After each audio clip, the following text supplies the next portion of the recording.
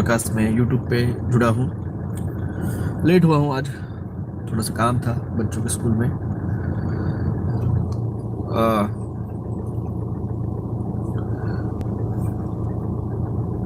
जैसे टाइटल दिया है आज का, उस पर बात करेंगे। साथ में हमारा जो है ट्रस्ट, उसका फाइनल सर्टिफिकेट जो है वो आ चुका है। आज उसका अकाउंट नंबर भी जो है, बैंक अकाउंट नंबर, वो भी आ जाएगा।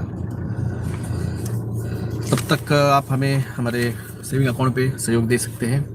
303939111171। IFC कोड है SBIN 00100791। गूगल पे नंबर है 9096289202। एक मिनट, हेडफोन ऑन कर लेता हूँ। फोन पे गूगल पे है 9096289202। फिर से बताओ, अकाउंट नंबर 303939111171।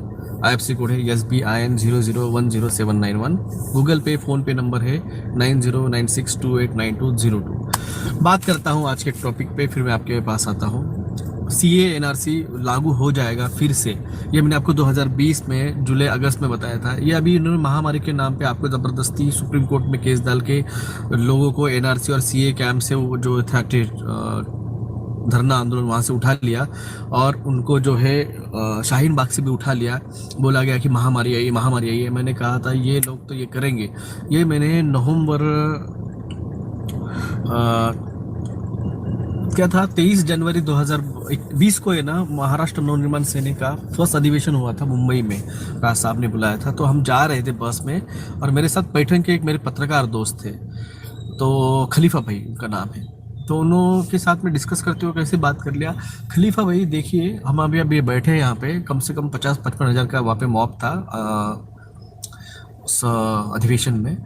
और मैंने कहा खलीफा भाई अगर सोचिए कि कोई तो भी वहाँ से भागते हुए आ गया, और उसके पीछे 2-4 मेडिकल वाले भागते आए और बोले अरे कोरोना पॉजिटिव है, कोरोना पॉजिटिव है, और ये सारे के सारे 50-55 हज़ार लोगों को डिटेन करने के लिए क्या लगेगा? ये रीज़न बहुत हो गया ना। बोले हाँ डॉक्टर साहब। और सोचो अगर यही पेशेंट, यही नाम अगर ये सरकार बोलेगी कि ये शाहीन बाग में चला गया है, तो क्या होगा? शाहीन बाग को बंद कर देंगे। और ठीक हुआ वैसे ही, जो मैंने 19 जनवरी 2020 को जब हम औरंगाबाद से निकले थे तब हमारी बात हुई थी, और सेम वही हुआ। मार्च में सरकार ने वो शाहीन बाग को महामारी महामारी महामारी महामारी के नाम पे उनको डिटेन करते हुए वो पूरा शाहीन बाग खाली करवाया। मैंने तब भी कहा था कि ये आज खाली करवाएंगे, मगर याद रखिए जैसे इनका 50% टारगेट वैक्सीनेशन का, टीकाकरण का हो जाएगा, ये फिर से आपको CA फिर से लाएंगे, NRC फिर से लाएंगे। तब लोगों ने कहा था कुछ भी बोलता है, ऐसा कुछ नहीं होता है। कुछ लोग आ गए, अभी भी कुछ लोग हैं। मैंने पहले ही कहा भाई साहब, यहाँ पे सारे के सारे हमाम में नंगे हैं। यहाँ पे कोई दूध का दूल्हा नहीं है, सब पार्टियां करते हैं, सब पार्टी करते हैं, मतलब सब आता है, ड्रिंक आता है, नॉनवेज आता है, सब कुछ आता है। खुद तो पार्टियां करते लोगों को बोलते हो। ऐसे कई सारे, कल ही एक न्यूज आई थी मेरे ख्याल से राजस्थान की, बाबा है। अरे तुमने तो कैलासा, जिसने देश नेशन बनाया, उसके ऊपर रेप एक्यूज है, उसके ऊपर उसको भगवान बना दिया। यार हम तो हमारी जिंदगी के साथ चलते हैं, तो हम हमारे साथ क्या करते हैं उसमें आपको बहुत बड़ा इंटरेस्ट है। और तुम्हारी जो लगने वाली है CA से NRC से तुम्हारी लगने वाली है, उस पर तुम्हें कोई लेना देना नहीं है। 40 पैसे वालों, BJP वालों, IT सेल वालों, तुम्हारी भी लगने वाली है उसमें, तुम्हें भी डिटेन किया जाएगा। हाँ, ये जो यूएल सिटी वाले बोल रहे हैं ना हमारा कुछ नहीं होगा, हमारा कुछ नहीं होगा। भाई साहब, फेमा एक्ट जाके पढ़ लो क्या है। जाके डिटेंशन सेंटर्स के नियम और रेगुलेशन पढ़ लो। ULCT हो या BLCT हो, इतना बड़ा घुसा देंगे बम्बू, अच्छे से पढ़ लो। और ये एटीट्यूड है हमारा, मैं से हम बने हैं, इसीलिए मैंने आपको आके सारी इंफॉर्मेशन दी है। अगर मैं से हम नहीं बनता था तो मैं भी बाकी सेल्फिश डॉक्टर के जैसे घरों में चुपचाप बैठे रहता था और किसी को कुछ नहीं बोलता था।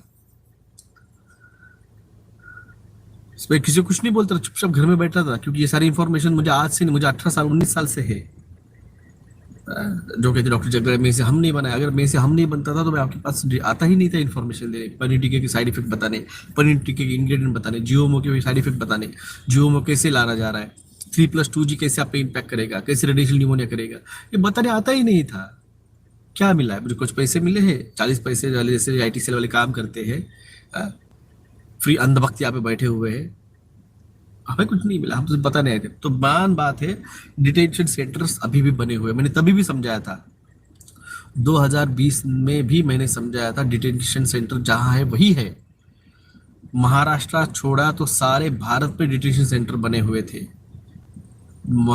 फडणवीस जो है अभी फिर से डिटेंशन सेंटर बनाएगा। महाराष्ट्र के सारे हिंदू मुस्लिम भाइयों को, OBC minority, SC ST OBC Dhangar सबको मेरी रिक्वेस्ट है, ये जो फडणवीस सरकार आई है, ये फडणवीस फिर से आपके यहाँ पे डिटेंशन सेंटर बनाएगा, क्योंकि इसके जाने से पहले 2018 के मई अप्रैल में कहा था कि ये जो है वो डिटेंशन सेंटर्स बनाना पड़ेगा, बनाना चाहिए। इससे फिर से जब सरकार बनी थी 2019 में 18 में, फिर से उसने 2020 में भी इसका जिक्र किया था कि महाराष्ट्र में डिटेंशन सेंटर बनने चाहिए। ये चीज आप समझो, डिटेंशन सेंटर हर बड़े बड़े शहरों में, हर स्टेट्स में बने हुए हैं। हालत देखनी है, म्यांमार की जाके देखिए, पाकिस्तान की देखिए, चाइना की देखिए, उनिंगर्स मुस्लिम जो है चाइना में, उनकी हालत देखिए, और रोहिंग्या की देखिए। कल आज आप रोहिंग्या के लिए खुशी मना रहे हो, कल सोचो यही यहाँ के जो दलित, यहाँ के माइनर्स, यहाँ के OBC, यहाँ के SC, यहाँ के ST, इन लोगों को जब अगर यहाँ से भागने की नौबत आ जाएगी, क्या करोगे? घरों में घुस घुस के तुम्हारे हाथों पे RFID लगाया जाएगा। अगर RFID नहीं रहेगा, अगर आपके पास टीके का, अगर आपने टीका नहीं लिया है, डिटेंशन सेंटर किसके लिए है? डिटेंशन सेंटर 3 लोगों के लिए, एक NRC, सेकंड CA, और तीसरा जिन्होंने टीका नहीं लगवाया है, जो सरकार के आदेशों को नहीं मान रहा है, उन लोगों को उठा के डिटेंशन सेंटर में डाल के री एजुकेशन सिस्टम में के तहत उनको फिर से री एजुकेट करके सोसाइटी में लाया जाए, उनको सोशल क्रेडिट स्कोर दिया जाए। ये जो स्मार्ट सिटीज बनने वाले हैं 100, ये स्मार्ट सिटीज के बाहर जो है दीवार लगाई जाएगी, उस पर तार कंपाउंडिंग फेंसिंग किया जाएगा। कैसे होता है वो?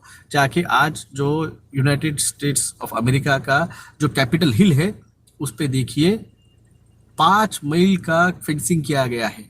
और देखना है, भारत में देखना है, जाके भारत में राष्ट्रपति अपने जो लोकसभा का कंस्ट्रक्शन चल रहा है, उस संसद भवन का, जाके वहां पे देखिए कि क्या किस तरह से फेंसिंग और बैरेटिंग की गई है।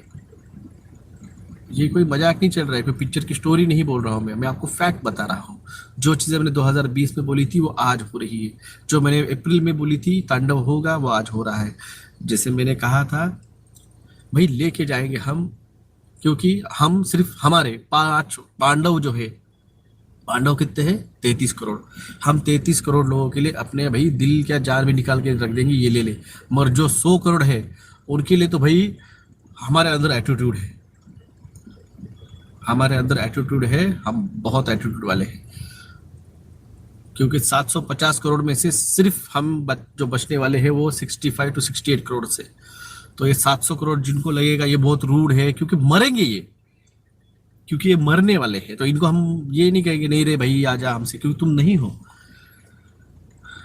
और उसके बाद में तो पार्टियां बहुत चलेगी, बहुत आराम से चलेगी। फिर तो वीनस पे भी चलेगी, मार्स पे भी चलेगी, वो तो फिर यूएफओ में भी चलेगी। क्या उखाड़ लो। फिर वहां पे पार्टियां भी चलेगी, वहां पे नॉनवेज भी चलेगा, वहां पे सब कुछ चलेगा। तो उसके पहले ये जो NRC CA है, इसके लिए पूरे भारत भर में फिर से खड़े होके आंदोलन की जरूरत है, डिस्ट्रिक्ट में खड़े होके। और इस डिस्ट्रिक्ट में आप जिस तरह से आप लोगों को वो जो NRC CA का प्रोटेस्ट है, उसमें जियोमो विरोध करने वाले भी ज्वाइन कर लीजिए, उसमें किसान आंदोलन वाले भी ज्वाइन कर लीजिए, उसमें आपके 3+2G वाले भी उस आंदोलन में ज्वाइन कर लीजिए, उसमें OBC रिजर्वेशन वाले भी ज्वाइन कर लीजिए, उसमें अग्निवीर का विरोध करने वाले भी ज्वाइन कर लीजिए, उसमें आपके जो दलित और जो आदिवासी है वो लोग भी उसमें ज्वाइन कर लीजिए, तब जाके वो प्रोटेस्ट बहुत बड़ा और एक संगठित बनेगा।